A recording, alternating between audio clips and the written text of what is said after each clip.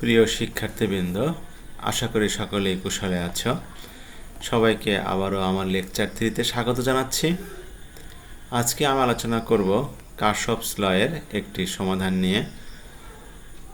এটা আমাদের তৃতীয় লেকচার, তবে যারা প্রথম তারা 1 নম্বর লেকচারটি দেখে আসলে সুবিধা হবে। আমি চেষ্টা করব আমার ডিসক্রিপশন বক্সে এই লেকচার 1-এর লিঙ্কটা দিয়ে দেওয়ার জন্য। এখানে দেখো বলেছে 100 ওহমের কারেন্টের রেজিস্ট্যান্সের কারেন্ট নির্ণয় করো। তাহলে আমাদের প্রথম কাজ হচ্ছে কি? প্রথম কাজ হচ্ছে যে সার্কিটের প্রত্যেকটি জংশনের বা নোডের নাম দেওয়া। এখানে যেহেতু দেওয়া আছে আমাদের অঙ্কে, সেজন্য লাগছে না। তো সেকেন্ড স্টেপের কাজ হচ্ছে কারেন্টের ডিরেকশন দেওয়া। কারেন্টের ডিরেকশন দিতে গেলে আমরা সাধারণত বলেছি যে বড় সোর্সকে বিবেচনা করব, বা যারা ভালো বোঝে তারা দুইটা সোর্সকে বিবেচনা করবে। যদি কোনো বুঝতে অসুবিধা হয় সেক্ষেত্রে আমরা যে একটা বড় সোর্স সেটার সাপেক্ষে অন্যান্য শাখার কারেন্ট দিব, অঙ্কে কোনো সমস্যা হবে না।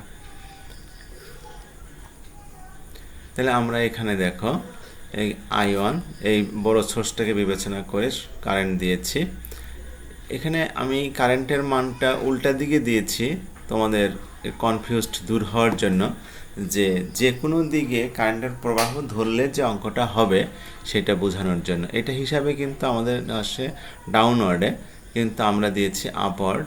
এটা ধরলেও হবে, যদি আমাদের ধরা ভুল হয় তাহলে কারেন্টের মানটি নেগেটিভ আসবে।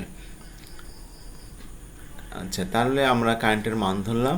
এখন আমরা কেসিএল প্রয়োগ করব। কেসিএল কোথায় বসে? কেসিএল বসে নডে বা জংশনে, যেখানে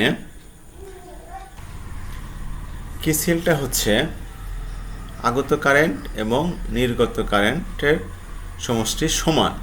তাহলে আমাদের এখানে আগত কারেন্ট হচ্ছে I1, আর কেউ আমাদের বি বিন্দুতে আসছে না, আর আরেকজন আসছে হচ্ছে I2। তাহলে বি বিন্দুতে আসছে হচ্ছে I1 এবং I2, আর নির্গত হয়ে যাচ্ছে কি শুধু I3। তাহলে আগত কারেন্টের সমষ্টি আমরা এখানে দেখিয়েছি সমান সমান দিয়েছি নির্গত কারেন্টের সমষ্টি। এটাকে 1 নম্বর সমীকরণ দিয়ে রাখলাম। তাহলে কেসিএল প্রয়োগ হয়ে গেল। এখন আমরা নির্ণয় করব হচ্ছে কেভিএল। কেভিএল প্রয়োগ করে, কেভিএল বসে কোথায়? কেভিএল বসে হচ্ছে আমাদের মেশে। তাহলে আমরা এ বি ই এফ এ মেশে কেভিএল প্রয়োগ করি। কেভিএল প্রয়োগ করলে আর যারা দুর্বল তারা কারেন্টের প্রবাহ অনুযায়ী প্লাস মাইনাস দিয়ে নেবে, তাহলে সুবিধা হবে। রেজিস্ট্যান্সের যে পাশে কারেন্ট প্রবেশ করে সেটা হচ্ছে পজিটিভ, আর যে পাশ দিয়ে কারেন্ট বের হয়ে যায় সেটাকে আমরা সাধারণত নেগেটিভ ধরি।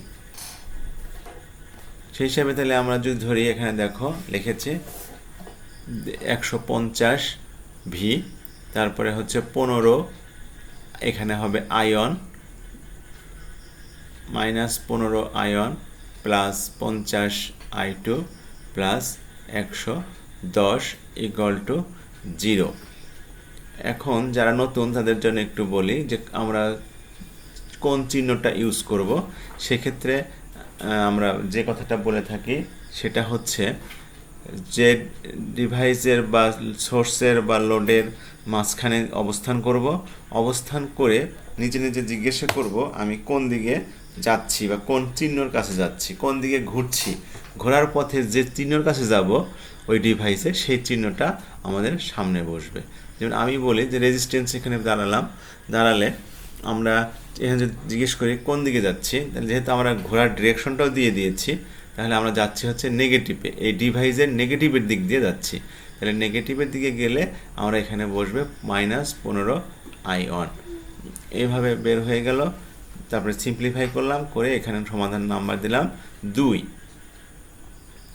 এখন আবার আমরা কেসিএল প্রয়োগ করব হচ্ছে পরের নোডে B C D E B মেসে কেভিএল প্রয়োগ করি। কেভিএল প্রয়োগ করলে এখানে দেখো আমাদের হচ্ছে -110, কারণ আমরা যাচ্ছি মাইনাসের দিকে। তারপরে হচ্ছে 50 -50 I2, আর এখানে আসলে -100 I3। এই শাখাতে হচ্ছে I3 ইকুয়াল টু 0। তারপরে এখানে আমরা এই সমীকরণটা পেয়ে গেলাম। সমীকরণটা পাওয়ার পরে আমাদের হিসাবে দেখলাম এখানে আছে 2 নম্বর সমীকরণ হচ্ছে I1 এবং I2। তাহলে আমাদের দরকার হচ্ছে I1 এবং I2 দুটো চলক সেম করা। দুটো চলক সেম করতে গেলে আমরা যদি I3 এর মানটা বসাই তাহলে আমরা I1 এবং I2 পাচ্ছি। সেই হিসাবে আমি এখানে I3 এর মান বসাই দিচ্ছি 1 নং সমীকরণ থেকে। তারপরে সিম্পলিফাই করে আমাদের সমীকরণ আসছে, সেটাকে নাম্বার দিয়েছি 3। এখন আমরা এই 2 এবং 3 নম্বর সমীকরণ যে কোনো পদ্ধতিতে আমরা সমাধান করতে পারি। আমি এখানে অপনয়ন করেছি, বজ্রগুণ করলেও হবে, যার কাছে যেটা সহজ মনে হবে সেই পদ্ধতিটা করবা। বজ্রগুণ আছে, অপনয়ন আছে, প্রতিস্থাপন আছে, নির্ণায়ক আছে। তা আমি এখানে একটা পদ্ধতি অবলম্বন করেছি।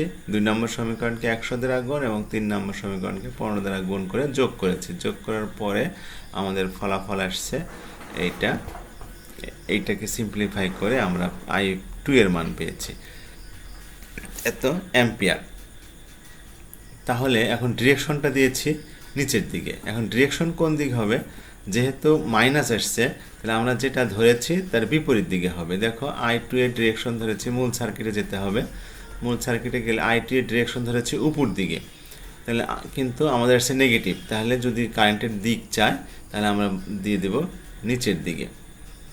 আচ্ছা, তারপরে I2 এর মান আমরা 2 নং সমীকরণে বসিয়ে এখানে সিম্পলিফাই করে আমরা I1 এর মান পেয়েছি। এখন I1 এর মানটা কোন দিকে যাচ্ছে? এই দিক দেখতে গেলে আমাদের মূল সার্কিটে যেতে হবে। যেহেতু ডিরেকশন পজিটিভ, তার মানে আমরা যেটা ধরেছি সেটাই আসবে। আমরা এখানে ধরেছি কোথায়? এটা I1 ধরেছি ডান দিকে, তাহলে আমাদের কারেন্টের দিক হবে ডান দিকে। আচ্ছা, যদি দিক না চায় তাহলে আর এই তীর চিহ্নগুলো আমাদের দেওয়ার প্রয়োজন নাই। যেহেতু দিক চাইলে তীর চিহ্ন অবশ্যই দিতে হবে। তারপরে I3 এর মান বের করব। আর এখানে আমি ভাষা লিখেছি, যেহেতু নির্দিষ্ট করে দিয়েছে সেজন্য এখানে লিখেছি 100 ওহমের মধ্যে প্রবাহিত কারেন্ট I3 এবং ওই শাখার কারেন্টের নামও হচ্ছে I3 বের করতে কী করতে হবে?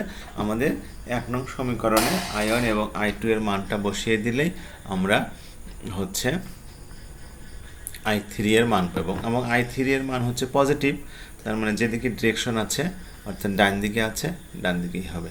তাহলে এইভাবে আমরা I1 এবং I2 এর মান, I2, I1, I3 মান পেলাম। কিন্তু অ্যান্সার যদি লিখতে চাই, যেহেতু নির্দিষ্ট একটা রেজিস্ট্যান্সের মান দিয়েছে, এখন আমরা লিখে দেব অতএব এত ওহমের মধ্যে প্রবাহিত কারেন্টের মান এত। এটাই হচ্ছে আমাদের অ্যান্সার। আশা করি সকলে বুঝতে পেরেছ। সকলকে আবারও ধন্যবাদ জানিয়ে আজকের মতো এখানে শেষ করছি। পৃথিবীর সকল প্রাণী সুখী হোক।